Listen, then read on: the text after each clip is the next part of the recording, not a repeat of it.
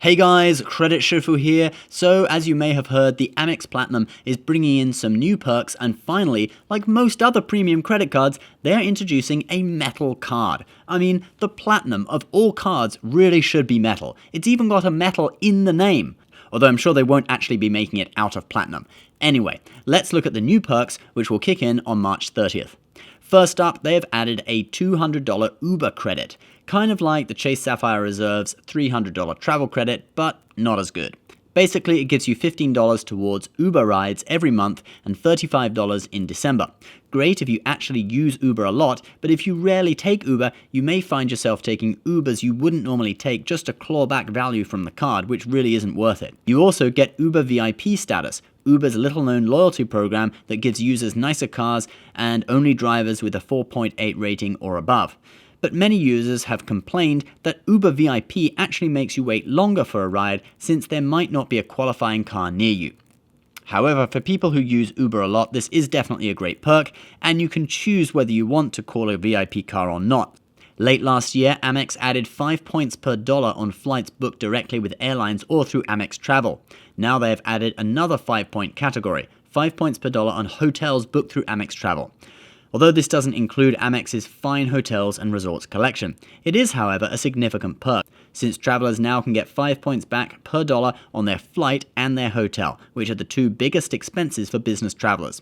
For authorized users, you will now be able to add gold cards to your account at no extra charge. These gold cards will also earn 5 points per dollar on airfare and hotels, but won't have access to other perks like the Uber credit, etc. And just to note, these are the regular gold cards, not the Premier Rewards version. There are also changes coming to the Priority Pass Select program that the Amex Platinum gives you access to. You can now bring 2 guests free of charge into Priority Pass Select airport lounges. Previously, you had to pay $27 for each guest. Any additional guests after your 2 free guests will cost you $27. So I'd say this is directly competing with the Sapphire Reserve, which offers free guests through Priority Pass Select as well. But all these perks come at a price. Amex is raising the annual fee from $450 to $550.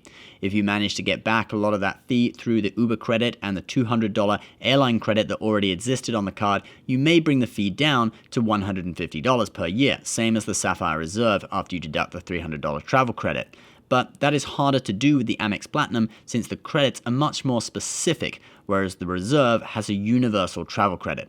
So what is my take on all of this? Well, I think the changes are necessary to compete with Chase's Sapphire Reserve. Introducing the metal card and raising the annual fee, I think, sends a message to Chase that the Platinum really is the most prestigious credit card, apart from invitation-only cards, of course. The Sapphire Reserve, for 99% of people, really is just a $150 a year card after you use the travel credit. So in my mind, it isn't really that prestigious, although a great card all the same. But with a $550 annual fee, the Platinum is a serious investment and thus more of a status symbol, and that will feel even more so with the metal card. The Platinum used to be more about the perks than the point earning, and with SPG and Hilton Gold status, Centurion Lounge, and Delta Sky Club access, that is still true. But the 5 points per dollar categories are allowing Amex to catch up with Chase in terms of point earning as well. So it features superior perks to the Sapphire Reserve and most other cards, but I would still caution people that you will need to be a regular traveler to really get full value out of the Platinum. If you got loads of money and you just want an awesome credit card though, go ahead. As I said, these changes come into effect after March 30th and also apply to these co-branded versions of the Platinum. Those who have a Platinum already can request a new metal card after March 30th, or you'll receive it when your current card expires.